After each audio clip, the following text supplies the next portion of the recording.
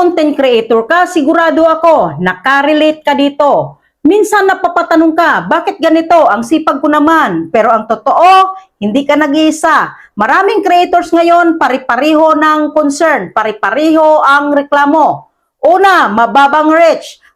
Unang reklamo, bakit ang baba ng reach ko? Dati okay, biglang bumagsak. Kahit maganda ang content, parang walang nakakakita. Real talk, nagbabago ang algorithm. At kung hindi ka nag-adjust, maiiwan ka talaga. Pangalawa, maraming views, walang kita. Pangalawa ito, may views ako pero walang earnings. 10,000 views, 50,000 views pero halos walang income. Bakit? Kasi hindi lahat ng views ay qualified. Hindi lahat ng audience ay valuable. Kaya kahit mataas ang numbers, hindi ibig sabihin kumikita ka na. Pangatlo, walang engagement. Ang daming nanonood pero walang nagko-comment.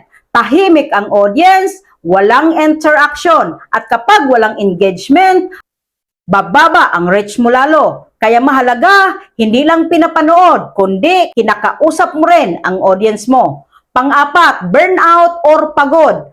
Pang-apat itong burnout, araw-araw post, isip ng idea, edit ng video, nakakapagod. At minsan, nawawala na yung passion. Kasi ginagawa mo na lang pero hindi mo na nararamdaman.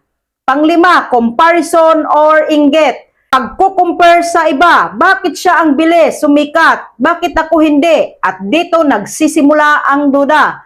Pero tandaan mo, magkaiba kayo ng journey. Hindi porket mabilis siya, mabagal ka na.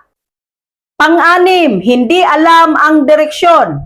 Ito yung pang-anim, walang malinaw na direksyon. Halo-halo ang content, walang niche, walang identity. Ang resulta, nalilito ang audience at kapag nalilito sila, hindi sila nag-i-stay. Kaya kung naranasan mo ito, huwag kang mawalan ng gana. Hindi ka nag-iisa, pero tandaan mo to, ang reklamo ay normal, pero ang pag-a-adjust ang magpapanalo sa'yo. Kasi sa mundo ng content creation, hindi yung pinakaswerte ang umaangat, kundi yung marunong mag-adapt. Sa tingin mo, natulungan ba kita? Paki-comment mo and like, follow, and share na rin for more tips. And see you in the comment section.